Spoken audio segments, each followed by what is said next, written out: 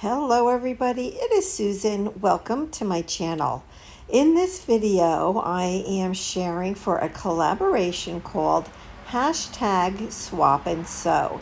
It is hosted by Jovi from Creating with Jovi and Carol from Carol's Recrafted Boutique. Their links are below in my description box.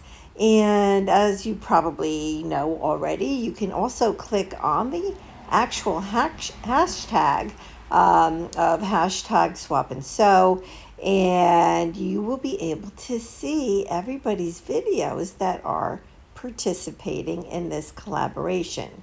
So I was just showing you there the fabrics that I received from my swap partner, and yeah, she sent a beautiful package, and I do have more fabrics from her, but I decided just to use those 4 pieces that I showed you. And I did add a few other pieces of my own just to kind of fill in the spaces, but the fabric that I'm working on is kind of like a canvas, a very soft canvas, but the edge of it over there, there was like a piece missing. So I decided to use it anyway. And I was going to put it in here. And this is my June junk journal that I made for out of envelopes for the month of June. And I was going to put it in here. But let me tell you, I already have it hung on my living room wall. Yes, when I'm doing this voiceover, I've already hung it on my wall. I love it so much. So let me point out a few things on this block. I did do some lazy daisies. There was one up there and one over there. I have a bead in the middle of each of them. That white fringe is an earring that I sewed down. And then this blue trim is trim that I had hand dyed myself. So I was glad to get it on here. And then these other pieces of fabric, I, just added on so that it would fill up this page. And now we're going to go ahead and, decide exactly which way all the fabric is going to go in the middle here. And I do want to see that blue. I put that little blue piece there to help separate out those 2 patterns, and also so that there's some dark blue on both sides, right? So there's a little bit of dark blue on the bottom in the lower left, and then there's that little piece that I put on the right. And I think it kind of like almost gives a nice frame around the girl in the middle. And we're going to put that little flower on there as well. But I did cantha stitching over on that blue piece over to the left. And what we're going to do first is we're going to go ahead and, oh, excuse me, we're going to sew with this pink thread that's very much like pearl thread. I'm just going to sew down this piece of fabric along with that pink lace.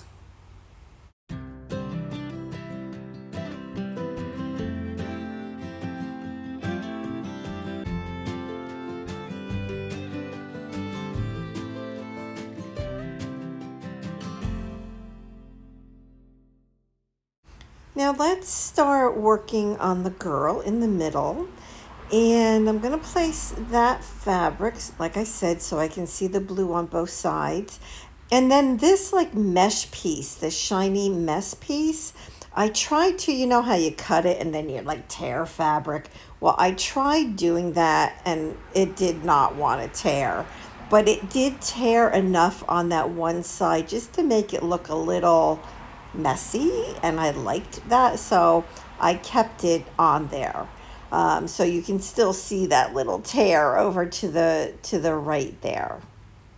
And then the next step that I did was I needed to sew down that pink flower fabric along with that mesh. And what I did in the 4 corners was that I put a few seed stitches, And I cut a lot of it out. You don't need to see me doing seed stitches. I mean, I think, it's super easy to do. But I am showing you one of the corners right there. But that's how I'm holding down right now those two pieces. And then, of course, when I go and I sew her on there, then that will also help those two pieces stay sewn down. So sewing her down, in retrospect, I probably should have used dark brown thread for a round on her hair. And then the rest of her I could have done with this like light beige color. Now, I don't hate having that light color thread where her hair is, but you know, I could have put brown there and you wouldn't have been able to see it as much.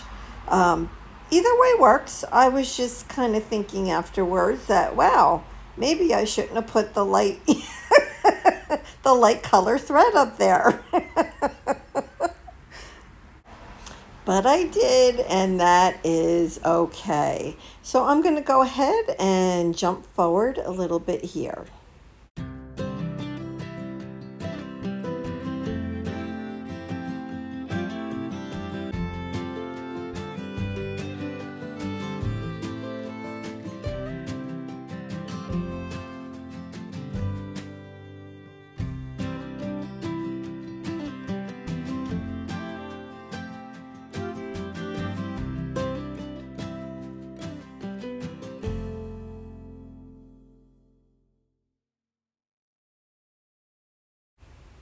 Okay, so now we are going to work on this little flower, and I believe it came from a sari, and I didn't need all that extra fabric around the edge, so I'm just kind of cutting it down just a little bit. And then we're going to go ahead and we're going to sew it down on the bottom here. That was a good spot for it. I could still see the seed stitches under it. And in the middle of the flower is like a little sequin. But I'm going to go ahead and put a big French knot. And I like the way that it came out. It worked perfectly. But then I had to decide how to sew down the rest of that flower because it is very delicate and it's silver. And I don't have silver thread, but I did need to sew it all down. So I pulled out this very light blue thread that I was using to actually sew those beads into those lazy daisies. And this needle, oh my gosh, it's hysterical. So this needle is made for very like beads with very small holes in them. So it's very flimsy, it's very long and has a very small eye at the top of the needle, so that it will go through beads. And it was just funny sewing with it because the needle was like literally bending. I mean, literally, it would bend. So it felt funny to sew with it, but it worked very well.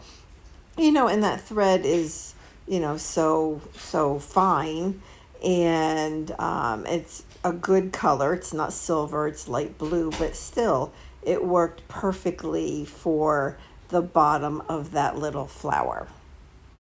Now, working on the top of this is where I wanted to add some, it's a fiber, it's a thread, but it's it's not like any other like fiber that I have. It's kind of like eyelash trim, but it's different than that, but it's similar.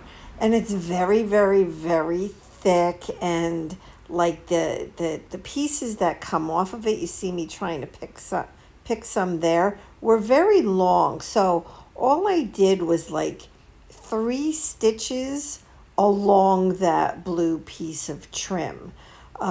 Because if I had done smaller stitches, you never would have been able to see all that really, really fun stuff that was coming out of that thread or that fiber.